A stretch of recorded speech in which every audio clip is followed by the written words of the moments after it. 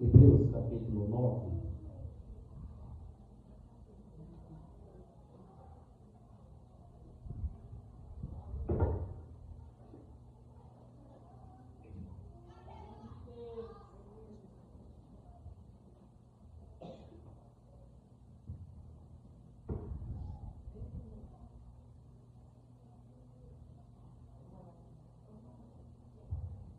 Todos acharam? Graças a Deus. Chegamos a mais um mês de ceia, onde nós conseguimos contemplar a maravilhosa graça de Cristo, a qual Cristo nos concedeu. Oportunidade única para aqueles que participam do corpo e do sangue de Jesus Cristo, irmãos. Pois um privilégio fazer parte de um cerimonial tão relevante para as nossas vidas, para outros, sem tanta relevância. Isso é muito triste, humanamente falando, muito triste para Jesus. Muitos ingressaram na caminhada com Cristo e, alguns por causa dos pecados, dificuldades que se enfrentam, eles rejeitam esse sacrifício, essa expiação perfeita do Cristo. E, por olharem mais para as dificuldades, eles não se submetem às ordenanças de Cristo para cumpri-las. Talvez aquele que confessa Cristo como Salvador da sua vida, com o coração disposto a obedecer às leis de Deus, ele precisa seguir os princípios. Ele não pode estar na casa de Deus, levantar as suas mãos, dizendo que confessa a Cristo, reconhecendo seus pecados, e a partir de então ele continuar andando com os seus pés, humanamente falando. Ele precisa abrir o entendimento dele, focar a mente dele no sacrifício de Cristo. Posso continuar aqui, menino? Posso? Então, tudo é para cá, tudo para frente. Ele precisa dar continuidade e avançar como ele cumpre essas questões. Obedecer às ordenanças de Cristo. Quais são essas ordenanças? Ele desce as águas. Por quê? Porque ele entendeu o seu pecado, ele foi tomado pela palavra de Deus, o Espírito Santo de Deus tomou a mente deste, e este não pertence mais ao mundo. A mente dele não está mais ligada aos caprichos do mundo, como antes. A sua inclinação não é mais totalmente voltada para o pecado. A sua natureza agora, ela se volta para Cristo. A sua mente se volta para Cristo. Então ele começa a cumprir. Ele desce as águas, porque ele entende que o mundo não faz mais parte da vida dele. Ele vive para Cristo. E, consequentemente, a partir desse ritual, ou desse ato do batismo, ele começa a fazer parte de algo que se chama ceia do Senhor.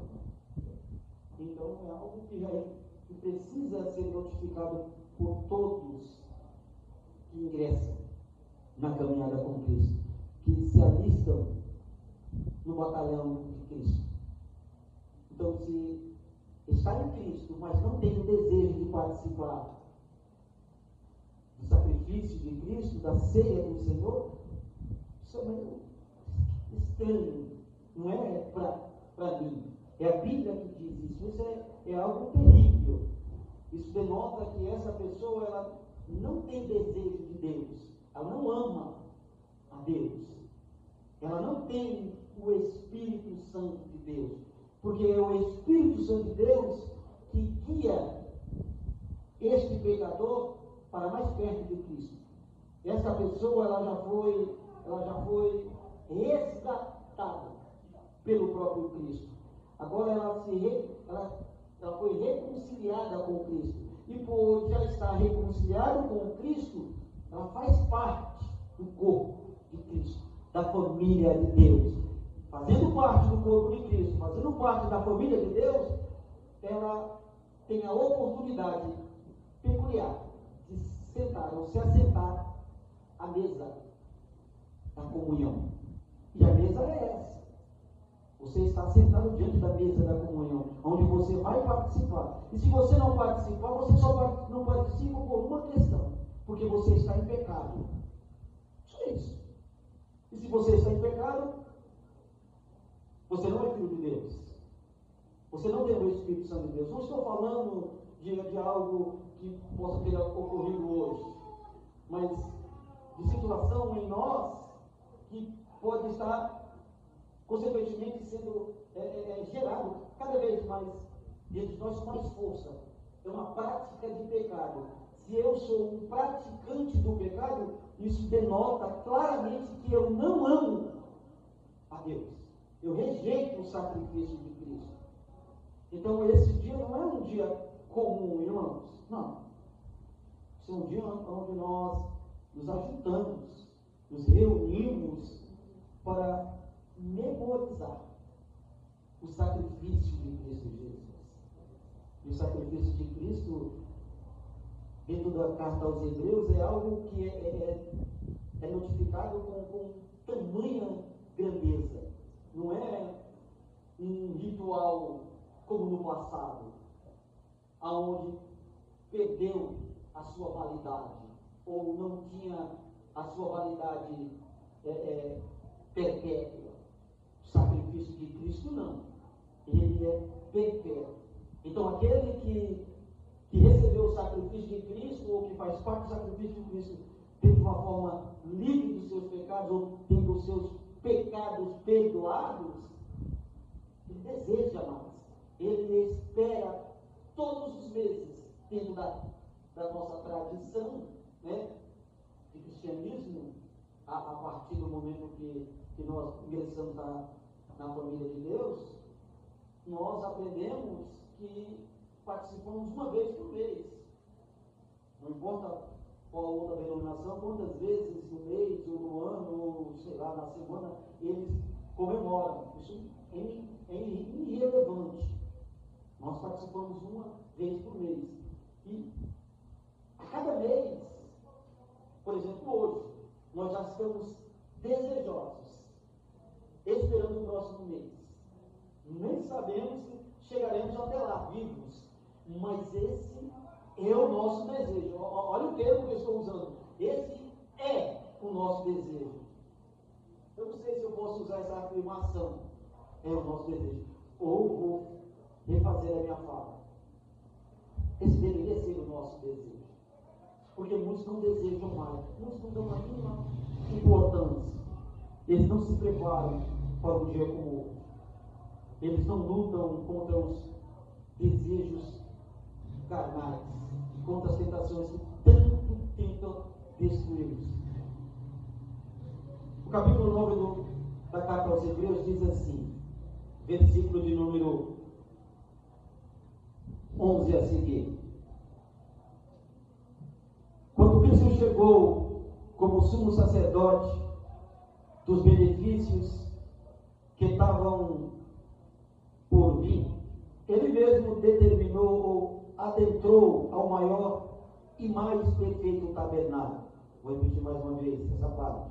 Quando Cristo chegou como sumo sacerdote dos benefícios que estavam por vir, ele mesmo adentrou o maior e mais perfeito tabernáculo, não construído por mãos humanas, isto é, não pertencente a esta criação, não por intermédio de sangue de bodes e ovelhas, porém mediante seu próprio sangue. Ele entrou no Santo dos Santos, e de uma vez por todas, conquistando a eterna redenção. Portanto, se o sangue de bodes e de touros e as cinzas de uma novilha espalhados sobre os que estão cerimonialmente impuros, o sacrifica, o santifica, de forma que se tornam exteriormente puros, quanto mais o sangue de Cristo, que mediante o Espírito Eterno se ofereceu de forma imaculada a Deus, purificará completamente a nossa consciência de comportamentos que produzem a morte, para que sirvamos ao Deus vivo. Exatamente por esse motivo, Cristo é o mediador de uma nova aliança, para que todos aqueles que são chamados recebam a promessa da herança eterna, visto que morreu como resgate por todas as transgressões cometidas durante o período em que vigorava a primeira aliança. No caso de uma testemunha, é imperioso que se comprove a morte daquele que o determinou, porquanto um testemunho só tem validade legal após a confirmação da morte do testador, considerando que não poderá entrar em pleno vigor enquanto estiver vivo que o faz. Por esta razão, nem a primeira aliança foi sancionada sem sangue, tendo em vista que depois de proclamar todos os mandamentos da lei a todo o povo, Moisés levou sangue de novilhos e bodes e também água lã vermelho e ramos de isopo, e a aspergiu sobre o livro e toda a população, declarando: este é o sangue da aliança, ao qual Deus ordenou para obedecer-lhes. E procedeu da mesma maneira, aspergindo o sangue, o próprio tabernáculo e todos os utensílios usados na cerimônia sagrada. De fato, conforme a lei, quase todas as coisas são purificadas com o sangue, e sem derramamento de sangue não pode haver absolvição. Portanto, se fez necessário que as representações das construções que estão no céu fossem purificadas mediante tais sacrifícios, mas os próprios elementos celestiais, por meio de sacrifícios muito superiores a estes, pois Cristo não adentrou a um santuário erguido por mãos humanas, uma simples ilustração do que é verdadeiro. Ele entrou nos céus para agora se apresentar diante de Deus em nosso benefício. Ele também não se ofereceu muitas vezes, como procede o sumo sacerdote que entra no santo dos santos, de ano em ano, portando sangue alheio. Ora, se assim fosse, seria necessário que Cristo sofresse muitas vezes, desde o início do mundo, mas agora ele manifestou-se de uma vez por todas no final dos tempos, para aniquilar o pecado por intermédio do sacrifício de si mesmo. E assim como aos homens está ordenado morrer uma só vez, vindo depois disso o juízo, assim também Cristo foi oferecido em sacrifício uma única vez para tirar os pecados de muitas pessoas, e aparecerá segunda vez, não mais para extinguir o pecado, mas para brindar a salvação salvação a todos que o aguardam. Glorificado e exaltado é o nome do nosso Senhor e bendito o Salvador, Jesus Cristo. O livro dos Hebreus, em sua maior parte, tem um objetivo. E qual é o objetivo? O objetivo do capítulo 1 até o capítulo 8 da carta aos Hebreus, irmãos, é estabelecer uma profunda explicação sobre a superioridade de Cristo em relação ao sistema da antiga aliança. O autor, então, ele apresenta Jesus como superior aos profetas, aos anjos e até mesmo a Moisés, e até mesmo ao sacerdócio levítico. Da mesma forma, o escritor faz questão de destacar o quê? Que é o sumo sacerdote, que Jesus é o sumo sacerdote perfeito, que foi oferecido uma vez em sacrifício, e esse sacrifício não tem um outro jeito de se repetir, porque foi um sacrifício eficaz e um sacrifício perpétuo ou eterno. Então, a partir do capítulo 1 até o capítulo de número 8, o que nós vamos observar é o escritor aos Hebreus enfatizando a superioridade deste Cristo em todos os seus aspectos, baseando-se de uma forma figurativa, trazendo o comportamento ou o método que se usava na antiga aliança de apresentar o sacrifício pelo pecado da humanidade. Sacrifício esse que era representado por alguns animais. Animais esses que eram tomados para o sacrifício e era transferido de uma forma até mesmo espiritual o pecado de cada um indivíduo ou do ser humano para esse animal. Esse animal era sacrificado ou morto, e a partir de então o pecado desses que eram representados por esses animais também era apagado, esquecidos.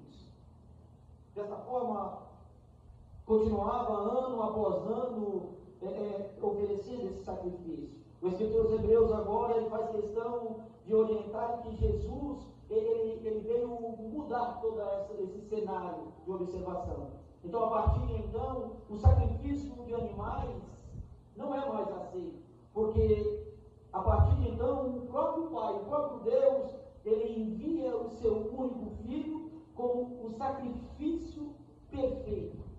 E o versículo número 11 nos traz essa verdade. Quando Cristo chegou como sumo sacerdote nos benefícios que estavam por vir, Ele mesmo adentrou ao maior e mais perfeito tabernáculo, não construído por mãos humanas, e isto é, não pertencente à criação. Sabemos que quando Cristo ele está na cruz e as suas últimas palavras foram produzidas por sua voz, a Bíblia diz que alguns acontecimentos, alguns fatos ocorreram. A Bíblia diz que a terra se fendeu, a terra se abriu, houve um terremoto. A Bíblia diz que esse terremoto, em meio a esse grande terremoto, algumas coisas aconteceram.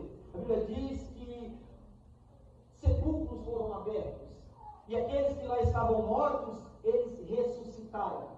A Bíblia diz que o sol, que tanto estava bravio naquele dia, foi ocupado por uma imensa nuvem escura.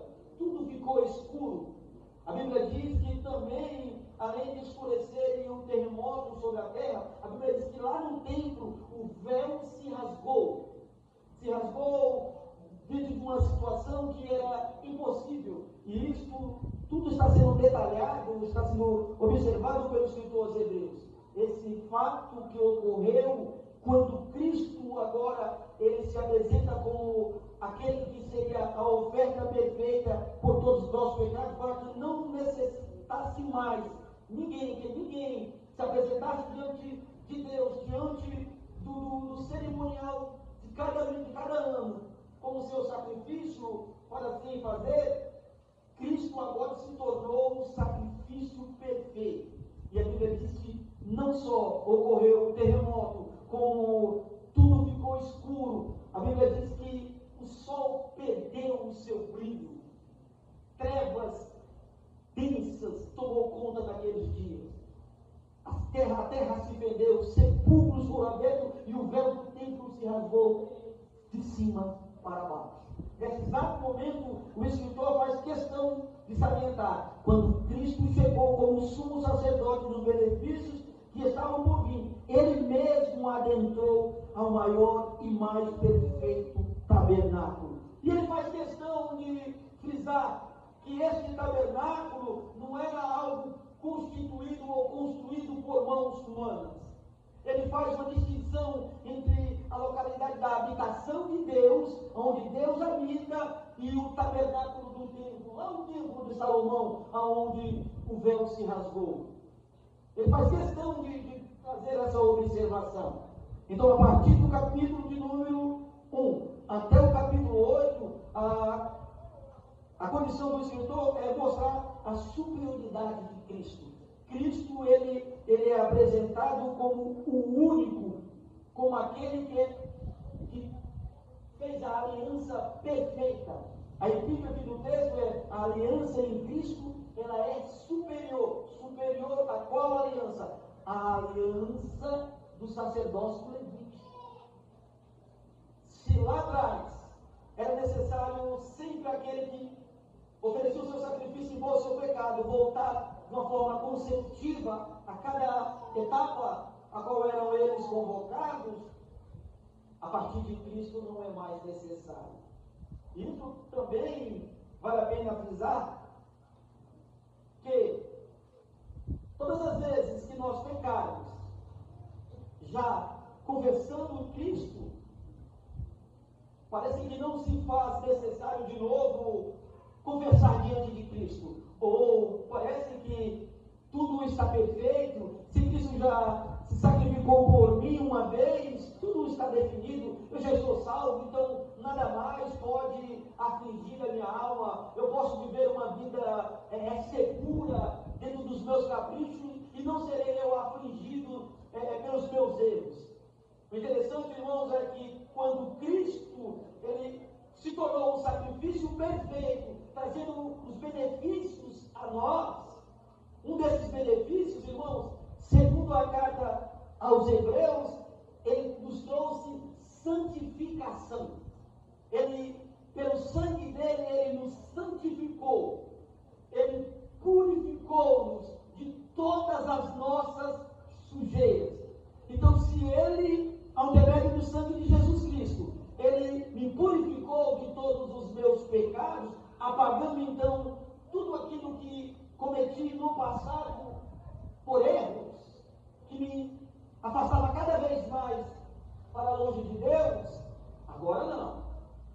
Esse sacrifício, ele me proporcionou algo. E o interessante é que a expiação é o oferecimento sacrificial de Cristo. Cristo, ele fez na cruz do Calvário aquilo que o sacrifício do passado nunca conseguiu fazer. Então, quando nós olhamos para a carta aos Hebreus, a partir do capítulo 9, então, já entendendo que a partir do capítulo 1 até o capítulo número 8, o escritor quer mostrar a superioridade de Cristo em toda a história, em tudo aquilo que ocorreu no cerimonial do Levítico. Agora ele apresenta Cristo como sacrifício perfeito, como sacrifício perpétuo, como sacrifício eterno para as nossas vidas. Não será mais necessário Cristo voltar e se sacrificar de novo. Uma vez feito como oferta pelos nossos pecados. Perdoados estão os nossos pecados. Então, a partir de então, algumas questões em nossas vidas precisam tomar rumo. Isso não vamos entrar em questão, pois queremos entender o que é esse sacrifício perfeito. O sacrifício perfeito de Cristo é a expiação feita por Cristo. Então, Cristo agora, ele fez expiação por nós. Então, a expiação é um oferecimento sacrificial que o Senhor Jesus Cristo fez na cruz do Calvário. O único mediador entre Deus e os homens se ofereceu ao seu Pai, que o enviou como substituto para o seu povo. E dessa forma ele se tornou o único caminho de salvação para o pecador. E esta foi a provisão que Deus fez para nos resgatar. Não é mais necessário o sacrifício de antes, porque agora Cristo se tornou o sacrifício perpétuo. Então Jesus, ele foi enviado como o substituto para nós. O único caminho, então, se tornando de salvação para o pecador que estava sem a provisão de Deus. Então agora ele se tornou o único caminho de salvação para o pecador que está com a provisão de Deus. Foi esta a provisão a qual Deus fez. O que Deus fez? Deus envia Jesus Cristo para substituir-nos. Ele foi o substituto. Não necessitamos mais de animais. Jesus, ele é o sacrifício. Ele se posiciona como o sacrifício em nosso lugar.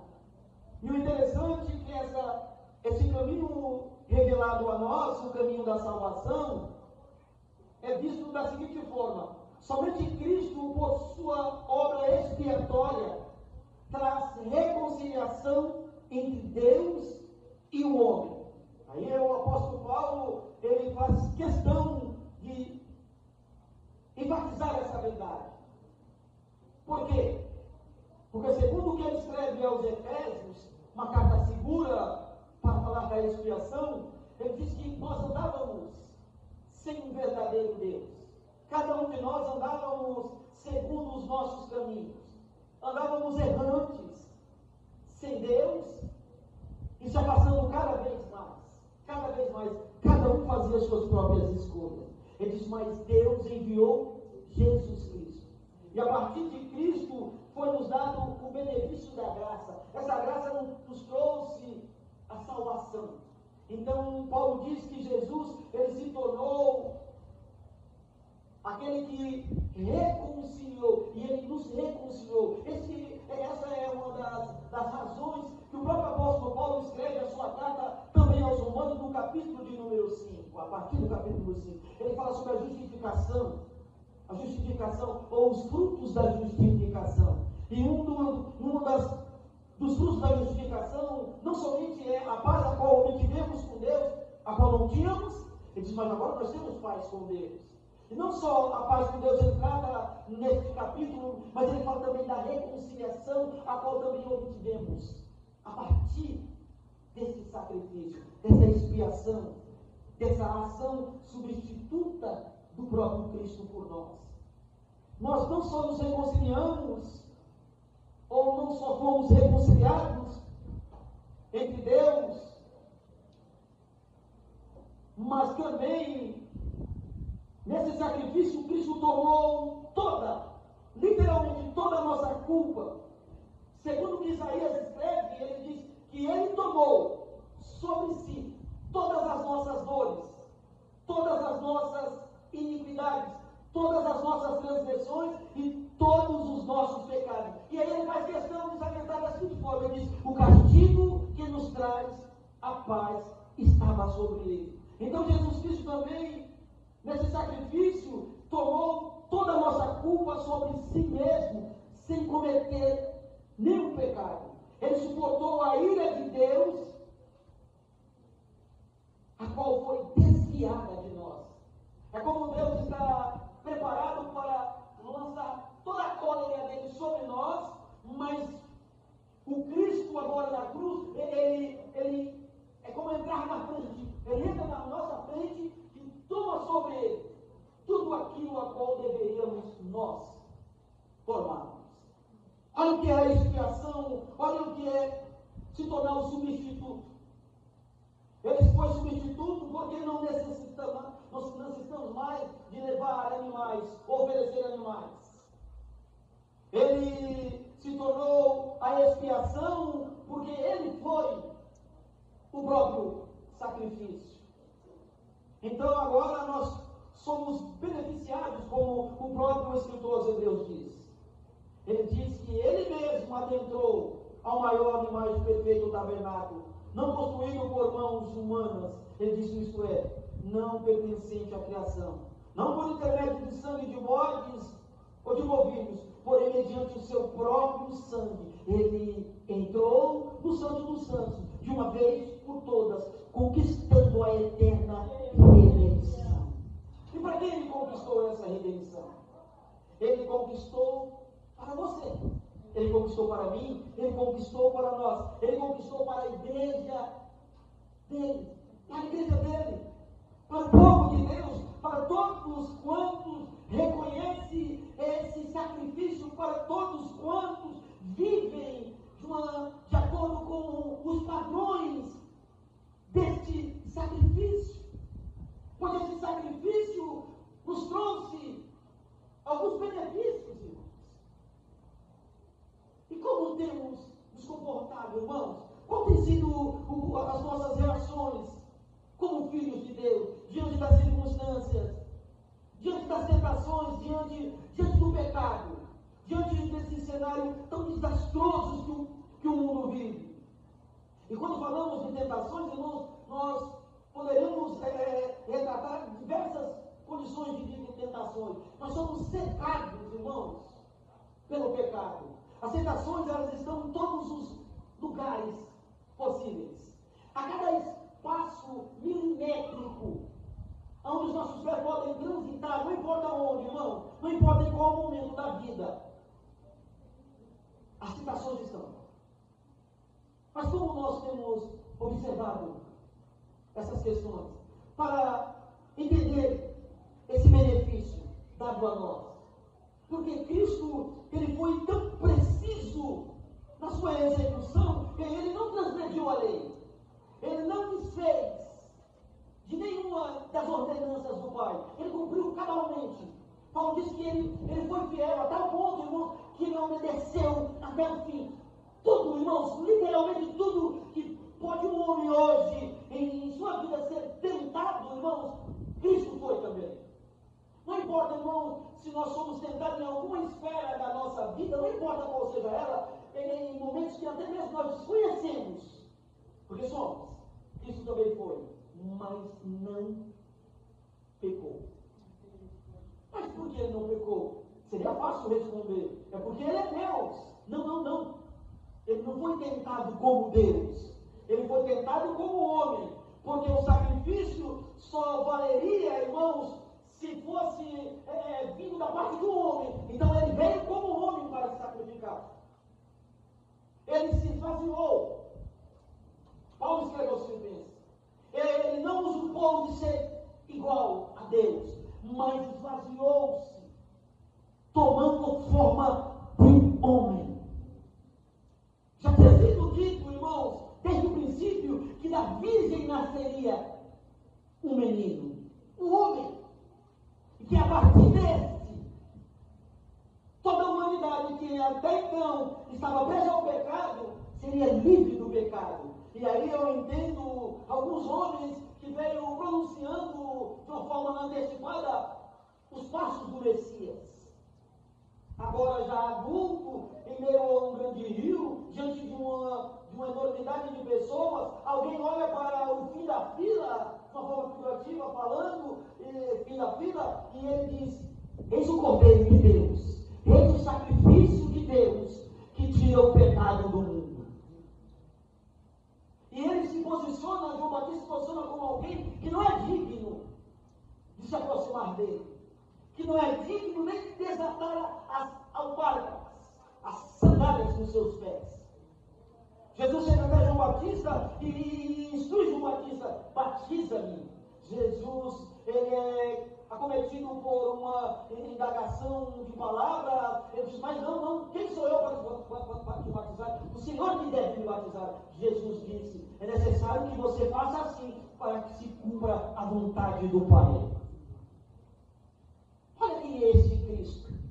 Esse Cristo, ele não se esquivou, ele não tentou se esquivar, como alguns dizem, quando estava ele no Getsemane, orando de uma forma intensa, e quando os seus poros se estouram dentro de si, e ele começa a suar sangue em vez de água.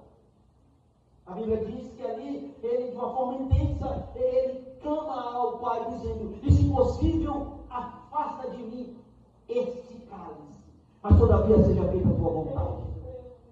Ele não tentou se esquivar, ele não tentou deixar a sua cruz, ele não estava tentando se afastar daquilo que estava proposto a ele. Então ele tomou o nosso lugar. Então é isso que o escritor ele está trazendo dentro desse texto aos Hebreus. Jesus Cristo suportou a ira de Deus devida a nós. Quando ele pagou completamente os nossos pecados na sua carne humana, ao dar a sua vida, ele sofreu por nós a penalidade que o nosso pecado merecia, uma penalidade que deveríamos sofrer em nós, mesmo eternamente, se não fosse a mediação desse Cristo, se ele não fosse o mediador entre os homens, entre Deus e os homens, nós não estaremos hoje aqui, fazendo parte de um cerimonial tão memorável, tão necessário para as nossas vidas, tanto para as nossas vidas espirituais, irmãos, quanto para as nossas vidas físicas. Jesus disse que aquele que não comer do pão, que é o seu corpo, ele dizendo: aquele que não comer do meu corpo, ele disse, não tem parte comigo. Aquele que não beber do meu sangue, a qual eu suco, irmãos, como símbolo, ele disse, não tem vida em si. Jesus disse no seu momento final, diante dos discípulos, na última ceia, ele disse: a minha alma está ansiosa, eu desejo participar juntamente com vocês desta ceia, porque a partir de então só voltaremos a participar quando juntos estivermos com o meu Pai. E a partir dali, irmãos, Jesus já estava pronunciando o seu martírio, o seu momento expiatório, o seu momento de substituto. O momento chegaria, irmãos, a cruz tomaria o seu corpo para si, seria empregado sobre os seus punhos, prego de um lado ao outro, sobre os músculos da sola dos seus pés, seriam travados por agrilhões de 17 centímetros. Olha, 17 centímetros, variam de um lado ao outro, de 15 centímetros, variam do seu pulso de um lado ao outro.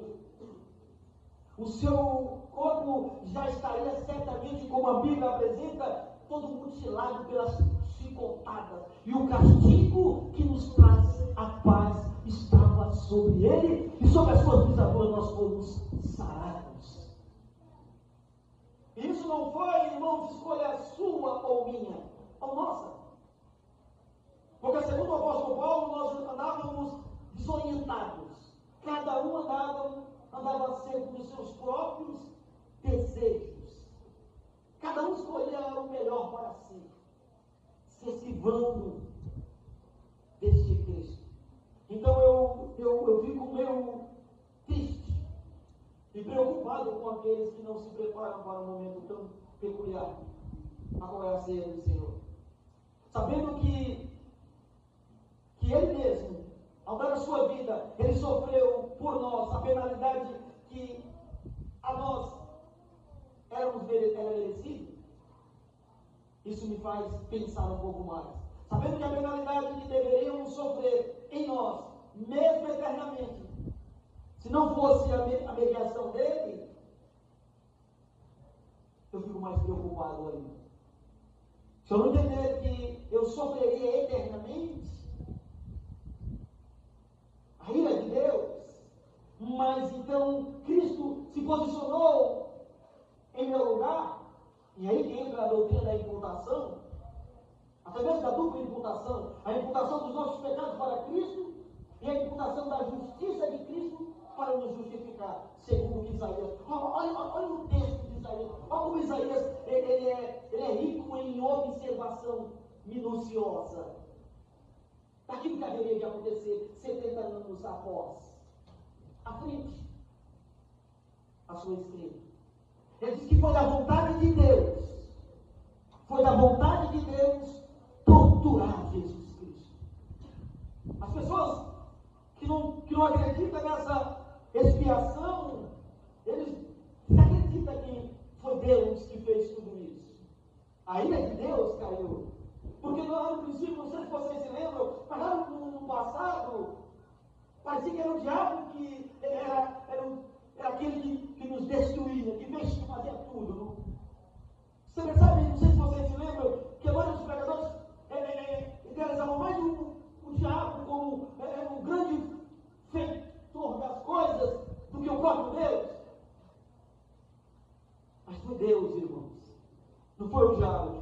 Porque a figuração do catolicismo romano é aquele homem de barba branca, os olhos verdes, e aquele cabra feio com um chifre de bode, de vaca, sabe o que é, e medindo força com o homem que eles julgam ser Jesus Cristo. Parece que existe compatibilidade de forças. Não existe, irmãos. Não tem ninguém forte como Cristo. Não existe deuses. Não existe demônios comparados a Cristo. Segundo os escritores hebreus, a partir do capítulo 1 até o capítulo 8, ele diz que Cristo é superior. Que a sua aliança é superior. Que ele é tão poderoso, que ele é mais poderoso do que os anjos. Ele é mais poderoso do que qualquer homem, do que qualquer divindade já constituída até mesmo pelos homens. Ele diz, não existe alguém como Cristo.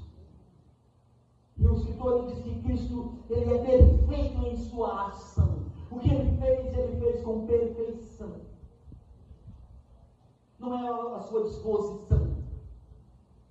Não é o muito orar da sua parte, mas é o sacrifício de Cristo.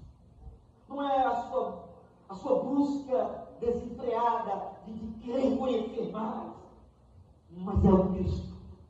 Tudo é Cristo. Paulo diz que tudo é por Ele e para Ele. Tudo é por Ele e tudo é para Ele.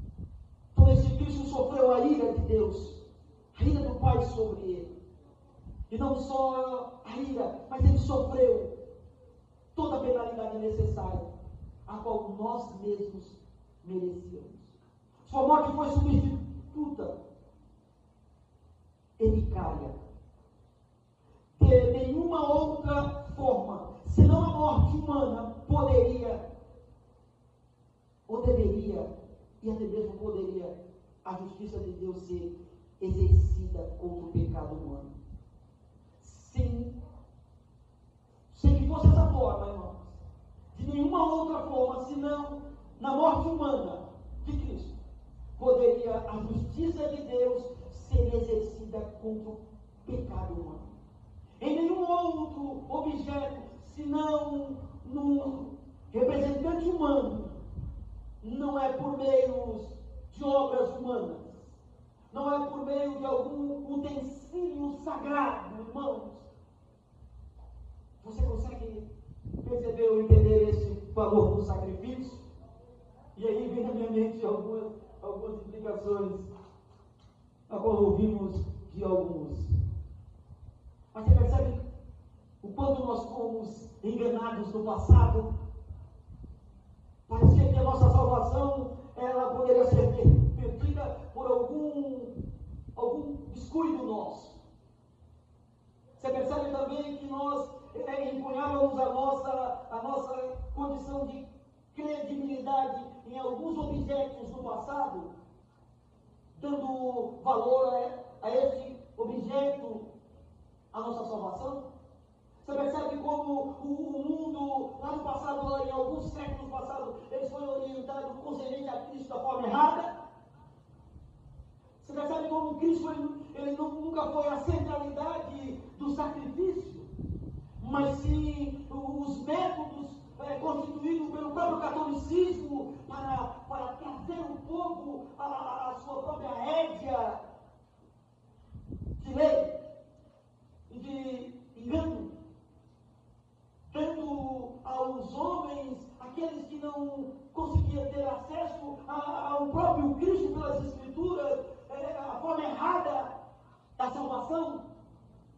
por exemplo, o purgatório, as penitências, as indulgências.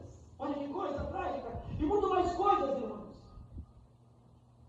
Você percebe que em alguns outras religiões, eles intitulam fazer parte de algum cerimonial macabro até mesmo, para obter uma vida boa com Deus, ou estar com Deus, ou estar em um lugar em paz quando partir. É tanta coisa, né, irmãos? Mas Cristo, Ele é o perfeito sacrifício. Ele entrou ao lugar mais elevado. Foi ele, segundo o próprio escritor aos Hebreus, que diz, ele mesmo entrou, ou adentrou, o maior e mais perfeito tabernáculo. Ele diz, não construído por mãos humanas, isso é, não pertencente a esta criação. Os homens não têm poder. Nós não temos poder de nos aproximar de Deus, irmãos, sem Cristo. E aí nós entendemos o que Cristo diz aos seus discípulos. A partir do capítulo 14 do Evangelho, segundo escreveu João. Você se lembra das palavras de Jesus? Concernente a estar com Deus? Você se lembra? Quais foram as palavras do Cristo, retrucando algumas indagações dos discípulos? Jesus disse, eu sou o caminho, eu sou a verdade, e eu sou a vida. E aí ele continua dizendo, é como ele olhar para os discípulos, e ninguém vem ao Pai, senão por mim. Você percebe que o caminho, irmãos, é Cristo. Então é estranho, irmãos, é estranho não reconhecer a expiação sacrificial de Cristo. É estranho não reconhecer esse Cristo como o substituto, como salvador da minha vida. É estranho, irmão, eu não desejar fazer parte desse momento tão solene da igreja, onde Cristo convoca mais uma vez os seus discípulos, aqueles que desejam estar na presença dele, que quando se encontra com ele, ou quando é encontrado por ele, não se deleita em seus afazeres particulares como primeira ordem, mas é como Maria,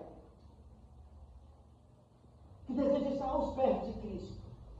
E quando esse desejo é estar aos pés de Cristo, irmão, você pode ter certeza que algo está seguro para você. As palavras de Jesus é uma promessa segura. Ele disse, e jamais será tirado de você, porque esta mulher, ela escolheu a melhor parte, e dela jamais será tirado. Quando você quer estar aos pés de Cristo, então somente aos pés de Cristo, irmão, a salvação te pertence, a eternidade está dentro de você, e a sua salvação é garantida, irmãos.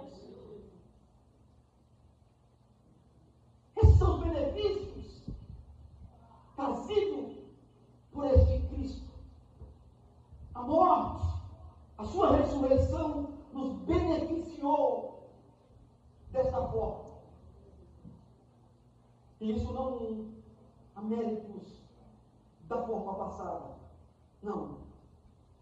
Portanto, se o sangue de bodes e de touros e as cinzas de uma novilha espalhadas sobre os que estão cerimonialmente impuros, os santifica, de forma que se tornam exteriormente puros.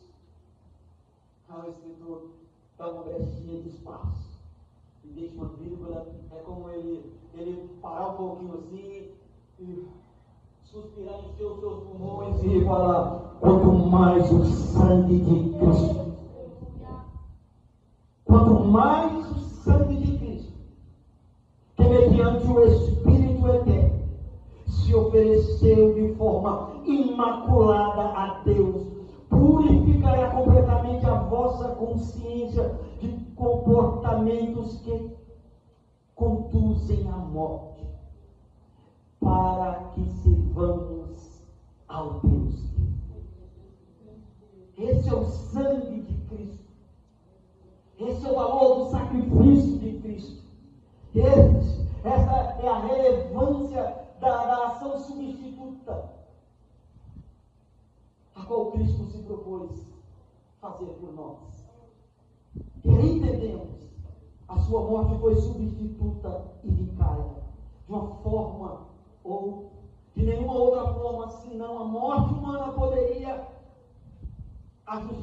Deus ser exercida contra o pecado humano. E em nenhum outro objeto, senão num representante humano, poderia ser suportado. Nenhuma outra pessoa, senão Deus, o Filho, suportaria tal peso. E qual peso ele suportou? A ira de Deus. A ira de Deus. Ele suportou a ira de Deus, irmãos. Será que nós suportamos ou suportaríamos o juízo de Deus? A ira? Não suportamos os juízos decretativos de Deus no dia a dia. Você percebe que a humanidade, basta uma dor de cabeça, já fica apavorados, desacreditados do poder de Deus. Uma dor de cabeça, irmãos, nós queremos ir para o hospital. Nós não confiamos em Deus. Faz até loucura, não, mas eu vou orar e Deus ele vai cessar essa dor de cabeça. Mas é uma loucura, não parece? Senhor, parece uma loucura, irmão. Eu vou falar aqui, cura minha cabeça, Deus. Estou com uma dor terrível. Estou falando com quem? Estou com a cabeça, Deus. Olha o que é fé em Deus. Hoje eu estava trabalhando, eu estava pensando um cara descontente com o meu estado. Hoje eu estou portando, era 3h30 da tarde para não trabalhar, mas parei 5. Mas eu pensei 3h30, chegou uns 4 carros lá, eu não vou lá mais não. Não vou trabalhar mais hoje. Alguém perguntou para mim, tem. Cara, hoje eu não estou muito bom não. Hoje eu estou cansado, eu estou, sei lá, cara, eu nem sei o que eu fiz. Só Deus mesmo sabe. Mas aí eu, entendendo que esse Cristo, eu vejo que eu preciso passar por aflições. E se eu não conseguir vencer essas aflições que são cotidianas e tão simples, e se eu for acometido por um erro grave e ter que enfrentar Deus tete a tete? E se Deus ele já determinou ou permitiu, não importa qual seja a palavra que se usa, tudo tanto faz, tanto fez, e se acontecer algo que Deus venha provar a minha fé, a minha fidelidade para com Ele, a minha confiança para com Ele, fazer com que eu passe quietinho. Será que eu vou esquecer desse Deus? Será que eu vou começar a rejeitar o sacrifício desse Deus? Não posso. Deus ele não só foi substituto, mas ele foi também o resgatador. O resgate e redentor de Cristo assegura para nós a remissão dos nossos pecados e todas as bênçãos de Deus. Deus foi reconciliado pelo sacrifício perfeito de Cristo.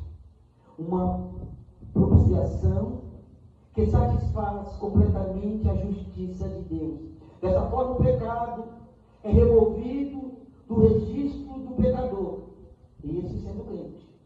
O pecado não mais tem domínio sobre nós, e em sua aparição, o pecado será removido de nossa experiência inteiramente. Seu sangue é eficaz para assegurar a salvação de todas, porque quem Deus o enviou para salvar foi Cristo. Seu sacrifício é acabado, consumado, impossível de ser repetido e bem sucedido, tendo realizado sua missão sem a assistência humana.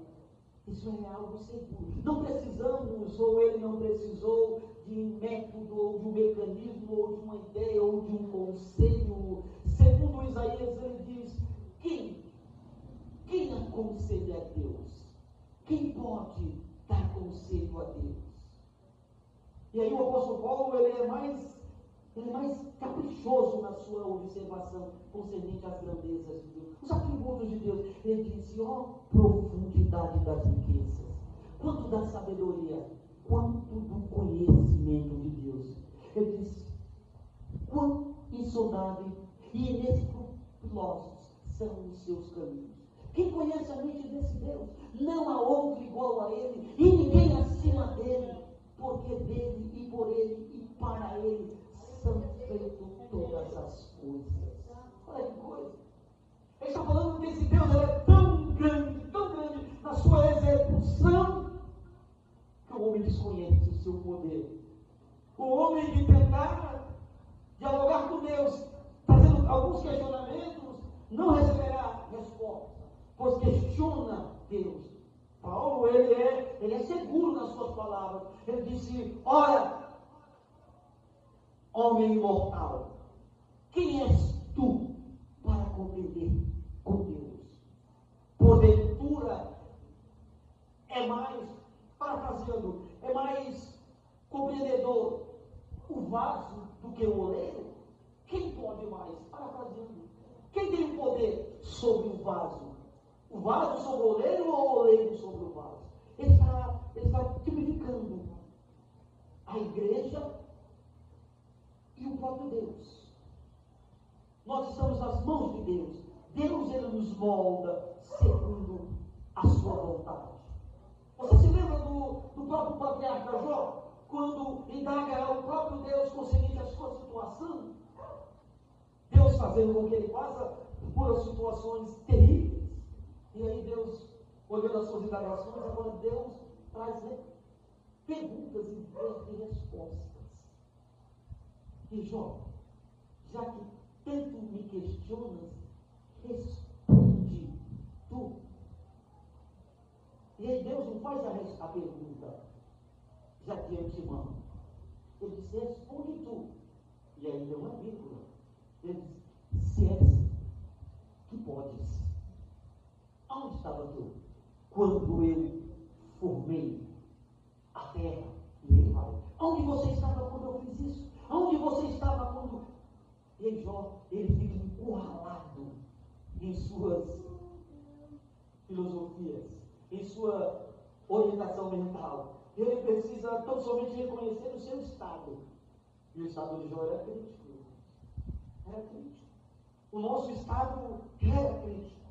Mas foi o sangue eficaz de Cristo. Sim, é o sangue eficaz de Cristo que nos assegura a salvação. E de todos por quem Deus o enviou, este Cristo para salvar. Nós não somos salvos ao depender de algum fato ou alguma situação que podemos proporcionar como feitos, não. Ninguém mais pode ou se necessita fazer expiação pelo pecado. Todas as tentativas de assim o fazer são uma rejeição de Cristo e de seu sacrifício. Essas palavras, elas têm peso. Por quê? Se nós entendemos Cristo como o único sacrifício perfeito, nós precisamos entender, irmãos, que não são os nossos métodos. Não é o jeito que eu quero viver. Eu não vou chegar na casa de Deus em um momento como esse, irmão, e falar, eu vou participar, não tem problema nenhum. É porque eu já estou bem com Deus. Você está bem com Deus? O que prova que você está bem com Deus? O que prova? Isso serve de reflexão para todos nós, irmãos. O que prova que estamos bem com Deus para hoje participar dessa ceia? Qual tem sido as nossas atitudes? O que tem passado em nossa mente? O que temos projetado em nossa mente contra nós, contra as pessoas? De que forma temos tratado as pessoas, irmãos? Como irmãos em Cristo ou como alguém que não tem a mínima condição de fazer parte do nosso convívio? Ou trocamos de amizade como trocamos de roupa todo dia? Hoje eu sou seu amigo, daqui a pouco eu não sou muito não, daqui a pouco eu nem sou mais. Somos de alguém, somos seguros. Quando os nos for mais dentro do outro, me asseguro no outro. O outro já não vale mais nada. Que comportamento fuleiro? Que comportamento fuleiro de crente, irmão? É como um irmão que não quer falar com outro irmão. Isso não vou falar de igreja local. Eu estou falando de nós irmãos não querem falar com o irmão de outra igreja. Parece que a igreja quem determina os padrões moral dela, ou de santificação dela, somos o que nós pregamos, né? Nós ficamos, aquela igreja se santifica, aquela igreja não se santifica. Olha que bênção. Será que é assim? Quem realmente trouxe essa santificação? Quem é o Redentor? O resgate redentor de Cristo assegura para nós a remissão de nossos pecados e todas as bênçãos de Deus. É o resgate redentor de Cristo. Há um demérito do que, irmãos, que ocorreu este resgate redentor? Esse resgate redentor foi a preço do quê? O que a Bíblia fala sobre isso? O que Pedro fala na sua primeira carta que nós estudamos aqui? Ele diz que o sangue de Jesus nos resgatou, nos redimiu, nos regenerou para a salvação. Ele diz que salvação é essa, que veio da parte de Jesus Cristo. Na sua morte e ressurreição, Ele nos salvou e nos reconciliou para com Deus. E nos reservou as bênçãos celestiais. Ele já no devido tempo será revelado. Ele diz, no tempo final.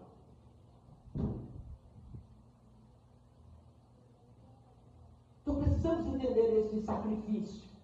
O sangue de Jesus te resgatou. O sangue de Jesus te comprou. O sangue de Jesus te reconciliou. Você não se comprou por si mesmo. Você não foi comprado a preço de prata ou de ouro. Não. Foi ao preço de sangue, do sangue precioso de Jesus Cristo. Seu sacrifício é acabado, consumado, impossível de ser repetido e bem sucedido, tendo realizado sua missão sem a assistência humana. Ninguém mais pode ou necessita fazer expiação pelo pecado. Todas as tentativas de assim o fazer são uma rejeição de Cristo e de seu sacrifício. A expiação ela é central para a adoração e o louvor, para a pregação e para o batismo e a ceia do Senhor, para a missão, para o ministério e para as éticas. É fatal rejeitá-lo. É um grande pecado negligenciar o que é supremo para Deus e é a única base para a nossa aproximação a Ele, a Cristo. Na cruz o Pai e o Filho glorificam a um e ao outro. E nisto glorificamos a ambos. Deus não deve estar misericordiosa salvadora a ninguém. Ele não deve misericórdia salvadora a ninguém. Todavia oferece a todos o Evangelho. Ele livremente perdoa todos os que crêem na sua promessa de salvação e confia no Salvador, enviando-os para assegurá-la para eles. Jesus Cristo foi o enviado. Jesus Cristo foi o enviado do Pai. Ele se fez homem, sendo Deus, Paulo escreve, e sendo Deus não usurpou ser igual a Deus, mas antes esvaziou-se e se fez homem. Então foi mais do que necessário também. Este é o Cristo, irmãos. Então aí entendemos, a partir de então, versículo 14 disser: quanto mais o sangue de Cristo, mediante o Espírito eterno, se ofereceu de forma imaculada a Deus, purificará completamente a vossa consciência de comportamentos que conduzem à morte, para que sirvamos ao Deus vivo. Exatamente por esse motivo Cristo é o mediador de uma nova aliança, para que todos aqueles que são chamados recebam a promessa da herança eterna. visto que ele morreu como resgate por todas as transgressões cometidas durante o período em que vigorava a primeira aliança. Encerramos aqui. A expiação de Cristo, irmãos, a ação substituta deste Cristo, a ação redentora deste Cristo, a sua expiação sacrificial, a sua expiação central, ela precisa ser observada por nós com mais diligência, com mais sabedoria, para que, irmãos, para que nós possamos usufruir dos benefícios desse Deus. Venha para cá, aquele que vai